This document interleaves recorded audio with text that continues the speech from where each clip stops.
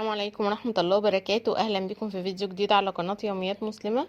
عاملين ايه؟ وحشتوني جدا من الفيديو اللي فات. النهاردة بقى نبتدي كده الفيديو بتاعنا بالصلاة على النبي. اللهم صل وسلم وبارك على سيدنا محمد. بصوا النهاردة يوم مختلف خالص، يعني يوم كده في حياة أم جديدة. بصوا تملي الطفل الأولاني ده، يعني ربنا يبارك في الأطفال جميعا ويحفظهم ويبارك في عمرهم وينبتهم نباتا حسنا يا رب، ويرزق يا رب كل اللي عايز بالذرية الصالحة، اللهم امين. بس تملي اول طفل ده بيبقى يعني كل حاجة بتبقى جديدة، يعني اول مرة تفطمي، اول مرة يعني تعيشي اجواء اول يوم دراسة، اول مرة تعيشي الامتحانات. فبيبقى بالنسبة لك بتبقى كل حاجة بتبقى مختلفة، وسبحان الله بيبقى ليها مشاعر كده جديدة. ممكن لو على تاني تالت طفل بتكون الحاجات دي بتكون مألوفة بالنسبة لك وبتكون عادي. بس سبحان الله فعلا بيبقى اول طفل على قد ما بيبقى الموضوع فيه تخبط شوية، وبتحسي انت ما عندكيش خبرة، وبيبقى كلمة بتجيبك وكلمة بتوديكي، وبيبقى مشاعر فيها حاجات فيها لخبطة. بس برضو بفضل الله سبحانه وتعالى وبرحمته وبكرمه، يعني بيبقى في حاجات تانية فيها مشاعر حلوة كتير. فربنا يا رب يرزقنا كده جميعا سعادة الدارين يا رب، اللهم امين. المهم ان انا اليوم ده كان اليوم الحفلة اللي انا قلت لكم عليها، اللي هو نهاية السنة. كان معمول حفلة للمراحل اللي هي بتاعت نيرسري وكي جي 1 وكي جي 2، اللي هي المرحلة اللي هي ما قبل الدراسة، يعني اللي هي لسه في الحضانة يعتبر. فكانت الحفلة دي عمر كان مشترك فيها. عمر لسه المفروض ان هو في نيرسري، وان شاء الله بإذن الله السنة الجاية على خير يا رب هيكون بإذن الله في كي جي 1. فالمهم الحفلة بقى كانت اليوم ده، فقلت اشارك معاكم بقى اليوم بتفاصيله، وبما انه جديد عليا ومشاعر كانت جديدة عليا خالص. وما كنتش يعني مش عارفة، كنت مستغربة كده. وكان اليوم ما شاء الله اللهم لك الحمد كان يوم جميل جدا، على قد ما حصل فيه شوية لخبطة، بس الحمد لله كانت حاجات جديدة بالنسبة لي. فكان زي ما قلت لكم كده الفيديو اللي فات ان على الجروب كانوا عاملين جروب خاص للناس اللي هم تبع الحفلة. كانوا قايلين ان الولاد يجوا نايمين كويس، شبعانين نوم، متغديين واكلين اكلة مشبعة، عشان طبعا ما يبقوش على المسرح مقريفين او انتوا عارفين الاطفال، وخصوصا اللي هم بتوع النيرسري دول كانوا اصعب حاجة طبعا. فالمهم قلت بقى ان انا اعمل الغدا بدري، وكنت من قبلها بيوم ملمعه الشقه ومخليها زي الفل. وقلت عشان اليوم ده يا دوبك، بس على يا دوبك اعمل الاكل واعمل ونحضر هدومنا وخليه ياخد شاور والحاجات دي. فدلوقتي بقى قلت اعمل معاكم الفطار ده سريع جدا وحلو ومشبع بالنسبه للاطفال، وخصوصا الاطفال اللي مش ما بتحبش تاكل قوي، والبلع بالنسبه لها بيبقى صعب. فالبانكيك بصراحه اسهل حاجه عملته، مقاديره سهلة خالص. هو بيبقى كوباية لبن وكوباية دقيق وبيضاية، بس انا زودت بيضاية كمان عشان يكون مغذي بالنسبة له. وحطيت عليه كمان شوية زبدة، دي حاجة اضافية مش شرط. وكمان كيس فانيليا ومعلقة سكر. كل اللي قلتهم في الاخر دول زيادة، لكن هي العجينة الاساسية بيبقى كوباية لبن وكوباية دقيق بيضاية، وبتقلبيهم مع بعض، وبعدين بتعمليهم في طاسة كده بتحطي فيها رشة زيت بس، تسخن على النار، وبعدين فاضي منها الزيت وابتدي اشتغلي فيها. يعني نقطة الزيت دي بس اللي هي يعني ايه، ما تسيبيهاش في العجينة عشان العجينة ما تبقاش تقيلة، لكن هي بتبقى حاجة بس بتمنع ان الكريب يلزق او سوري البانكيك يلزق. هو بقى يعني قولوا عليه اللي تقولوه بقى، بانكيك بقى، كريب، كانيلوني، هو كله حاجات قريبة من بعضها، بتختلف شوية في المقادير. بس انا حبيت ان انا اعمله حلو عشان احط له عليه صوصات مسكرة. فطبعا هتكون فقلت احط له بقى الفانيليا دي تعمل له ريحه حلوه، وكمان معلقه السكر دي تظبط الدنيا برضو شويه. في طاسات كده اللي هي بتبقى متقسمه، فيها اربع اماكن. تعملي مثلا لو هتعملي صينيه تعمليها مره واحده 4 ورا بعض، او احيانا ساعات بعمله في يعني في طاسه كبيره شويه، بتبقى واحده كبيره. فقلت لا، دي المقاس ده حلو، هو غلبني شويه بياخد وقت حبه، بس قلت مش مشكلة خالص. خد كده يعني بقيت ان انا اعمله وانا واقفة، وما شاء الله ما خدوش وقت ورا بعض ورا بعض. هي بتبقى اول مرة بس لما الطاسة بتسخن، وبعدين بيبقى سهل جدا.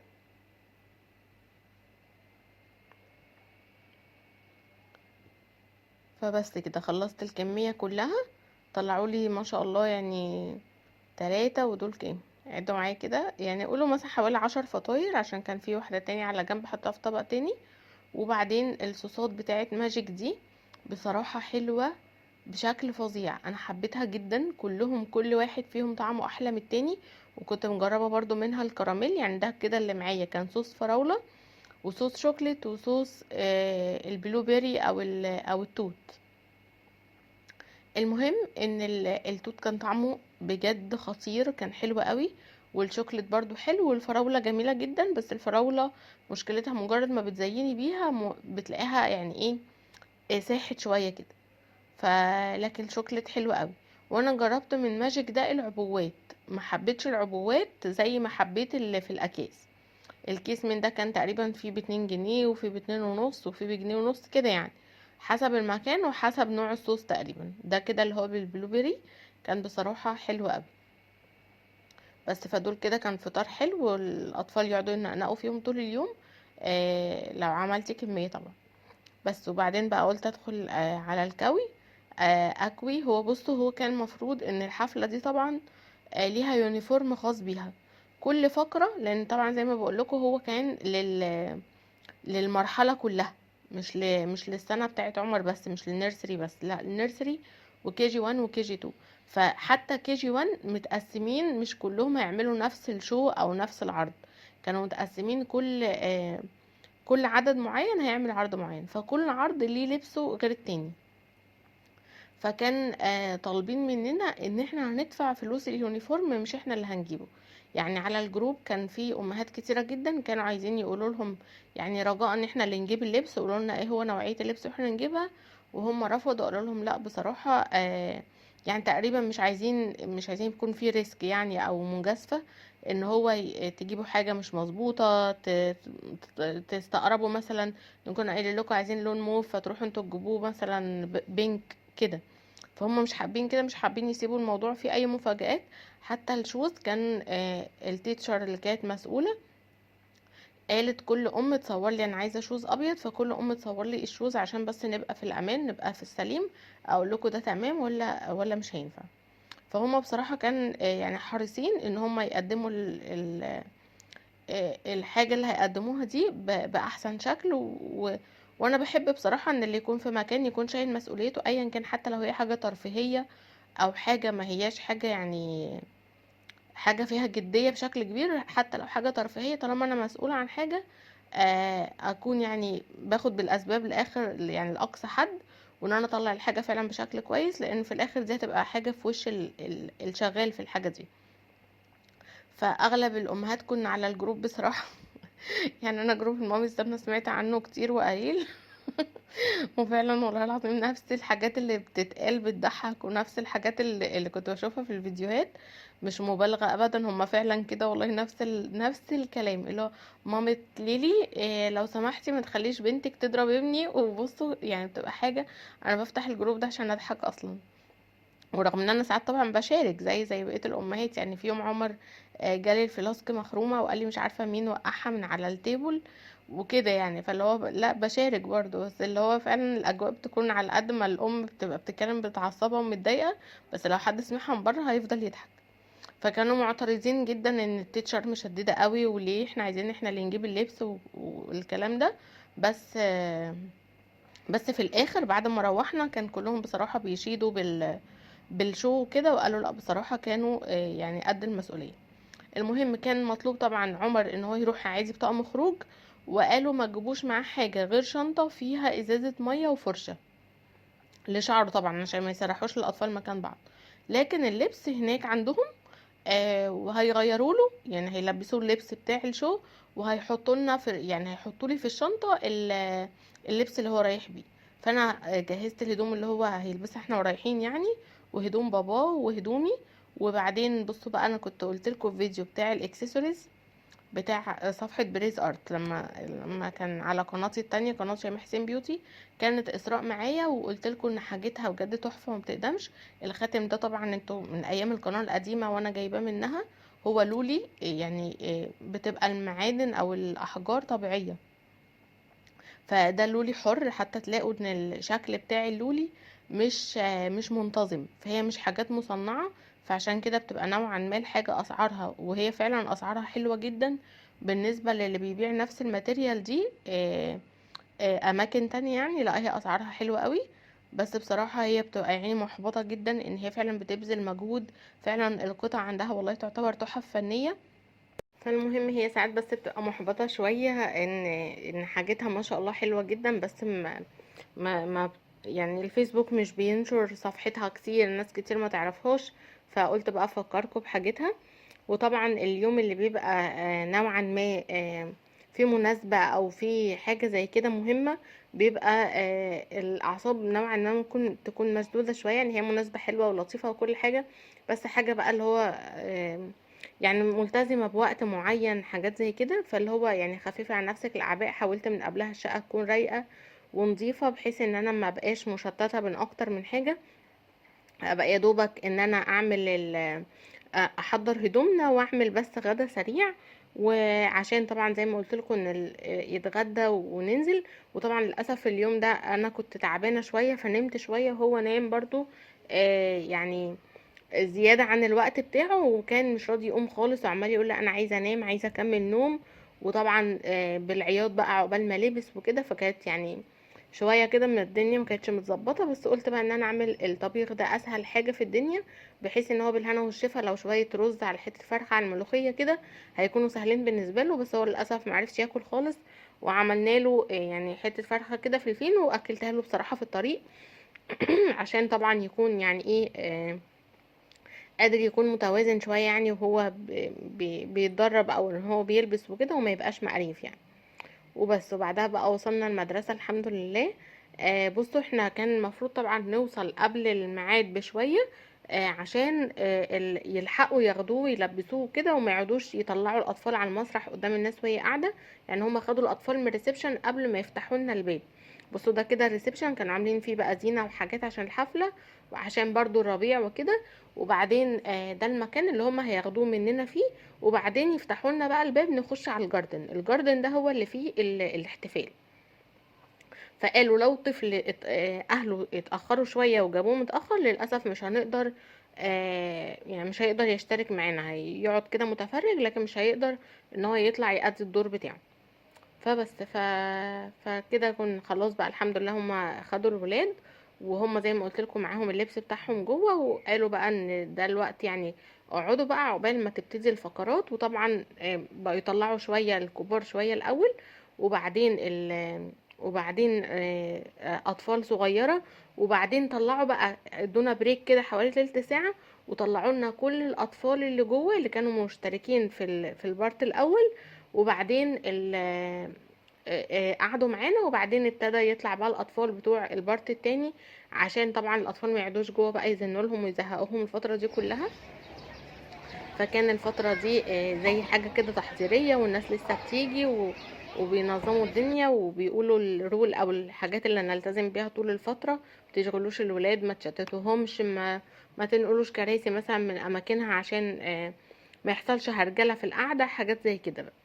بس. وبعدين بقى هحاول بقى ان انا احط لكم شويه مقتطفات بسيطه كده عشان تفهموا بس الدنيا يعني ايه. يعني زي ما بقول لكم لو لاول مره وعندها حب استطلاع تعرف ايه اللي بيحصل في الحاجات اللي شبه كده، تكون نوعا ما يعني إيه نقلت لها صوره صوره يعني مش كامله، بس يعني ايه اديكي نبذه كده مختصره عشان تبقي عارفه الحاجات اللي زي كده. وكنت عايزه اقول برضو لكل الامهات اللي كانت بتسالني اختار ازاي نوع التعليم واختاره على اساس ايه. اوعي تختاري على اساس حد. يعني اوعي مثلا تكوني انت بيعجبك تفكيري فتروحي مدخله نفس نوعيه التعليم اللي انا مدخلاها، او بيعجبك مثلا عايزه تريحي دماغك فتشوفي اخواتك مدخلين ايه وتدخلي، او صحابك مدخلين ايه. لا انت شوفي ظروفك، شوفي وقتك. انت عندك وقت ولا ما عندكيش وقت لمذاكره حاجات صعبه ولا تدخلي حاجات سهله.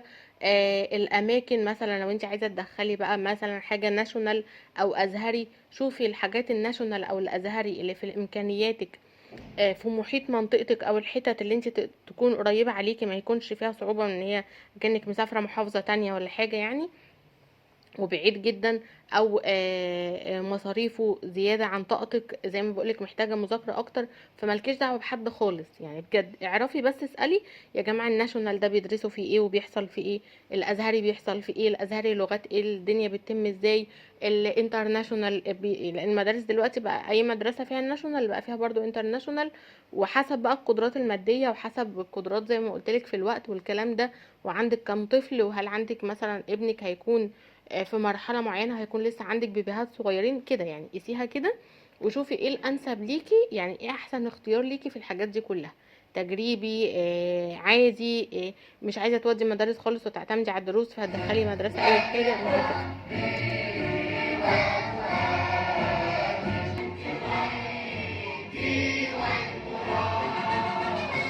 is welcoming you to our KG annual show. During their annual show. بسم الله الرحمن الرحيم. وكل اعملوا فسيرى الله عملكم ورسوله والمؤمنون وستردون إلى عالم الغيب والشهادة فينبئكم بما كنتم تعملون. صدق الله العظيم. بسم الله الرحمن الرحيم والفتح ورأيت الناس يدخلون في دين الله أفواجا فسبح بحمد ربك واستغفر إنه كان توابا. صدق الله العظيم. My blood is flowing, my mind is free. It's beautiful when someone is feeling the same as me. Words are the pristine way to uplift an emotion. My words are my heart, my paper is my sleeve. I wonder if someone feels the same as me. Now,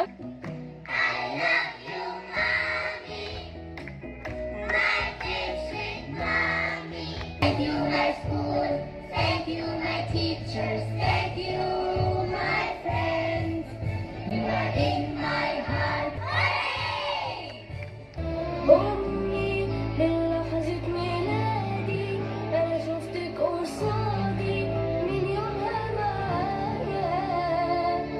يا ما طبطبتي وراعيتي وفي ليلك نايتي بالهدايا. فكان كل ما بيخلص عرض الاطفال بتنزل وبيطلع الاطفال بتوع العرض اللي بعده لابسين طبعا اللبس بتاع الشو اللي هيتعمل بعديه، لحد بقى اما جه الشو بتاع عمر. عايزه اقول لكم ان انا كنت فاكره نفسي ان انا هفضل عاقله يعني. بعد الشو ده حصل الشو اللي هو بتاع الشوكليت ده، كان سكور قوي برضو، كانوا اطفال كده كتاكيت صغننين. وبعدها بعد ما مشيوا تقريبا جه الشو بتاع عمر، كنت فاكره نفسي هفضل عاقله وراكزه، لا مش قادره اوصف لكم، بقيت عايزه اشاور له وعايزه الفت نظره باي طريقه. هو اصلا كان يعني هتشوفوا بقى دلوقتي، انتوا مش عارفه بقى تعرفوه في وسط الاطفال دول ولا لا. بس هو كان عمال يتتبع اللمبه وانا بقى مش قادره اقعد على حيلي كده، وقاعده عايزه اشاور له وعايزه اعمل له باي باي، عشان هو اصلا يعني في الاول قال لي هو انتوا هتمشوا ولا هتفضلوا قاعدين؟ هو ده بقى العرض بتاعه. قلت له لا احنا هنفضل قاعدين يعني يبقى شوفني بس انا اللي بقيت اشغله وهو اصلا مش معايا خالص. طبعا عارفين وممكن النهارده هيقدموا احسن حاجه في الدنيا قدامك، ما تشغلهمش عشان بالعافيه انا براضي فيهم النهارده. وطبعا زي ما انتم شايفين كده، زي ما انتم شايفين مفيش كنترول.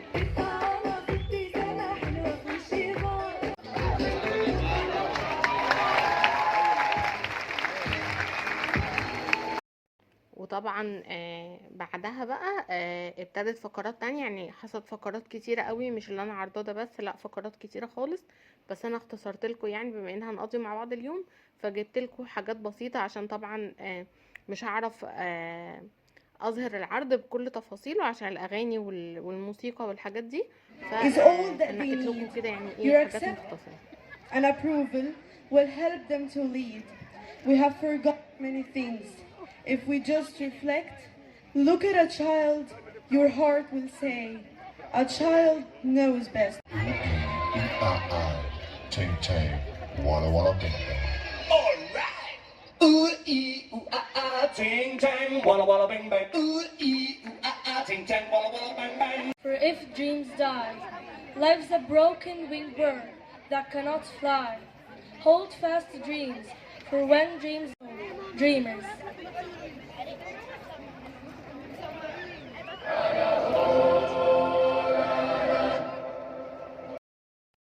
وهنا بقى زي ما بقول لكم كانوا طلعوا عمر وطلعوا اصحابه برضو بتوع البارت الاولاني، وكان كمان في مكان ان انت تقدري تطلبي منه اي حاجه. يعني انا ما كنتش اعرف ان هو هيكون موجود كده، انا فاكره عادي اللي هو You can يعني touch a heart by a حاجات simple عاديه، لكن act لا لقيت and change سندوتشات reality وحلويات by the way you react. وشاي And ونسكافيه now it's وكل time for a يعني play. وقهوه وكل الحاجات دي.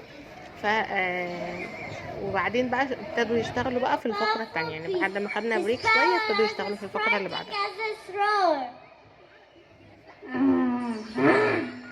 It's out there. It's under the tree. Oh. Suddenly a little mouse ran over his path. The lion is angry today. I will hide. So, but I'm not hungry, so I will let you go.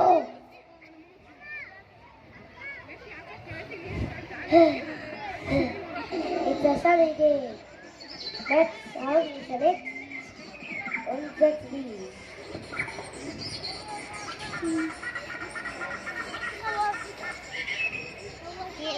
هي الحفلة مش بتشتغل لي.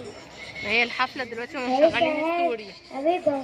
بص الستوري دي بيحكوا ستوري جميله.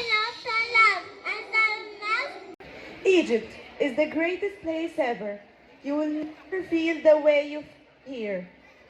Everyone is a family to you. وأما تستجدع معاه لما تستجدع معاه سن الرغيف ويا أخوه صان الجميل ده اللي لما يجي له ضيف فوق دماغه يشيله شيل. مصر يا مهدب الكرامة يا حظك لو تقابله في التاريخ علم على ما أقول مين في الدنيا قابله. ودي كده بقى كانت اخر حاجة، يعني كانت الحفلة بادئة بالنشيد الوطني لمصر، وبعدين اخر حاجة برضو يعني ختمت بالاحتفالية دي. برضو كانوا لابسين لبس كده اللي هو يعني لبس بقى من انحاء مصر كلها، يعني بيمثل حاجات كتير في مصر. وكان ما شاء الله اللهم بارك، كانت عسولة جدا الفقرة دي. Graduation time وبعدها in بقى KG2. كان بقى ابتدى التخرج. Firstly يعني KG2 حفلة orange. التخرج اللي هو الاطفال بتوع كي جي 2 دي طبعا هتبقى اخر مرحله بالنسبه لهم، والسنه الجايه هيبتدوا مرحله جديده خالص. فلابسين بقى روب التخرج وهيستلموا الشهادات والحاجات دي، وجابوا لهم بقى اللي هي الحاجات بتاعه الطبل البلدي والكلام ده يعني. وبس الاطفال بصراحه كانوا مبسوطين. بس اكتر بقى حاجه عجبتني ان هم على الشاشه عرضوا المدرسات بتوعهم بتوع المرحله اللي فاتت كلها، اللي كانوا بيدوهم خلال المرحله اللي فاتت، لان طبعا يعني المرحله الجايه هيبقى فيها مش هيبقوا معاهم، يعني مش هيشوفوهم تاني. هنا كان عمر شبت بقى في حاجات حلوة، فبابا قام جابله. وبعدين بس فالمهم كانت بقى يعني كانت اكتر حتة مؤثرة بالنسبة لي لما المدرسات بتوعهم سلموا عليهم وقالوا لهم بقى ان احنا كنا مبسوطين معاكم وقضينا وقت حلو وهتوحشونا جدا. فكان كل ما بتطلع تيتشر معينة على الشاشة من المدرسات اللي هم حابينها وكده بيفضلوا يهيصوا، كانت اجواء بصراحة كانت عسولة قوي. نتعلمها وشوفوا بحبكم باقي الحلوين. دي نهاية السنة، كل سنة وانتم طيبين. اتمنى نكون اتبسطنا مع بعض وتعلمنا ولعبنا. بحبكم قوي. جيجي كل سنة وانتم طيبين، هتوحشوني كتير يا حبايبي. قضينا مع بعض شهور لطيفة مع بعض. وبرده كانوا عاملين مكان كده فوتو سيشن ان هم نصور الولاد فيه، الاطفال واهلها يعني يقفوا وياخدوا صور تذكاريه حلوه وكده. وكمان كانوا مزينين دخلة المدرسه كده زي ما انتم شايفين. فكان ما شاء الله يعني كان عمر بقول لكم حافظ الدور بتاعه بيعملوا كل حاجه، بس كان مشغول جدا بالكاميرات الكتير والاضواء والحاجات دي. بس اتبسطت ان هو ما شاء الله يعني اتبسط اليوم ده، وحاسه ان هو اصلا كان اول مره في حياته من ساعه ما دخل المدرسه كانت اول يوم يقول انا مش عايزه اروح. يعني منين ما بقى معاه في المدرسه ومثلا هنقعد شويه هنسال مثلا عايزه اقابل ميس ولا حاجه اسالها على حاجه يلا نروح يلا نروح. اليوم ده الوحيد اللي هو كان فرحان بقى ان انا وبابايا كمان عدى علينا. فكان فرحان بقى بقعدتنا، وفرحان ان هو كمان حس ان هو عمل حاجه كده مختلفه يعني. فبس فاليوم ده بقى روحت على ماما اصلا، يعني روحت على ماما لان جوزي كان رايح مشوار، فروحت مع بابايا، ركبت مع بابايا وطلعنا بقى على ماما. لقينا بصراحه يعني ختمت اليوم بحاجه حلوه جدا، ربنا يبارك لها وتسلم من ايديها. كانت عامله بقى اكله من ايه بقى، مش عارفه، هي قالت لي اسم البلد اذربيجان تقريبا. هي وصفة كده، مش يعني من يوتيوبر معينة كده هي بتتابعها، بيقعدوا كده اعتقد اغلبكم تعرفوها، بتبقى بتصور كده في اماكن واسعة واماكن زراعية كتيرة، وعايشين في وسط الطبيعة، وبتطبخ بقى في وسط الطبيعة. فالاجواء بجد جميلة، التصوير بجد تحفة. وكانت عاملة الوصفة دي عاملة زي الاوزي كده، بس كانت عاملاها بالرقاق الطري، بس فعلا احلى من الاوزي بمراحل بصراحة. رز وبسلة ولحمة ومغلفاها بالرقاق الطري، كان طعمها بجد يجنن. بس وكانت عامله كمان شاورما سوري جنبها وتوميه، وما شاء الله يعني الحمد لله يعني كلنا كويس جدا. لان يعني كان في التوقيت ده كانت حوالي الساعه 11 بالليل، فكان جوعنا قوي بقى وجينا متاخر، وهي كانت مستنيانا بقى على الغدا، واخرنا بابا معانا بصراحه. فبس وفي الاخر بقى روحت البيت تقريبا كانت الساعه، يعني لما دخلت شقتي كده كانت الساعه حوالي 1.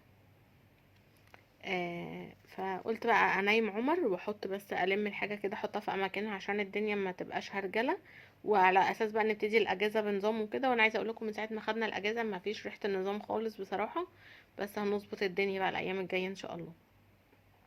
فقلت اظبط الحاجه واشغل الغساله، يعني قلت يعني انا كان نص اللبس ابيض ونص غوامق، وكان عندي غوامق اصلا في الباسكت، فقلت بقى ان انا احط حطة غوامق دلوقتي، وبقى الصبح ان شاء الله باذن الله بقى اشغل على الابيض، وارجع بس ايه كل حاجه في مكانها كده.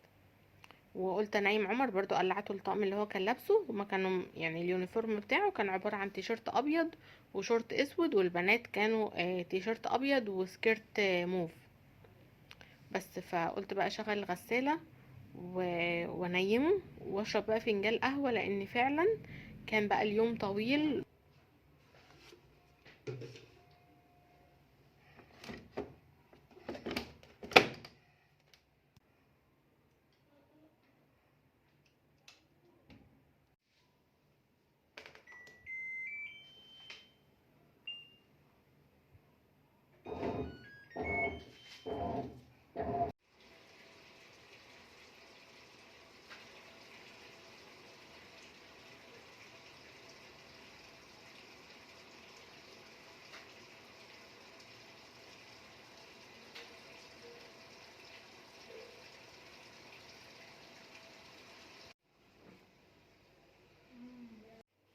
وعايزه اقول لكم الناس اللي كانت طالبه مني فيديو الميكروويف، انا الحمد لله لقيته عندي على اللابتوب وعملت له اعاده مونتاج بسيطه كده ونزلته تاني عشان الناس اللي كانت محتاجه ضروري. هو نزل الايام اللي فاتت، بس مش عارفه بقى هل ما وصلكوش اشعار بيه، لان هو يعني فيديو، يعني انا كنت محملاه قبل كده حملته تاني، بس المفروض ان هو يعني ملوش علاقه، بس مش عارفه. بس حسيت ان هو ما لما نزل قعد كتير قوي على ما جالي اشعارات ان جه عليه تعليق او حاجه. او يمكن عشان بس اغلبكم شفتوه قبل كده، لكن كان في واحده كده طالباه، فحبيت ان انا اقول لكم بس ان انا نزلته الحمد لله. وهحاول فيديوهات الاجهزه كلها ان شاء الله باذن الله، عشان البنات اللي بتجهز وكده وعايزه تعرف رايي في الاجهزه اللي عندي، ان شاء الله باذن الله هحاول فيديوهات الاجهزه المنزليه الكهربائيه يعني اللي عندي هعمل لكم عنها ريفيو. اللي نزلته هعيد تنزيله تاني، واللي ما صورتوش هصوره معاكم. فبس فيا رب بقى يكون الفيديو عجبكم، اشوفكم بقى في فيديو جديد ان شاء الله. زي ما انتم شايفين كده انا شربت القهوه، خدت قهوتي وقعدت في الريسبشن في الهدوء في الضلمه كده، قلت يعني عشان بجد كان صداع جامد، وقلت ايه الحمد لله عشان اليوم يختم كده من غير صداع ومن غير قلق. وربنا يا رب يحفظكم ويحقق لكم كل اللي بتتمنوه، واشوفكم في فيديو جديد ان شاء الله. والسلام عليكم ورحمه الله وبركاته.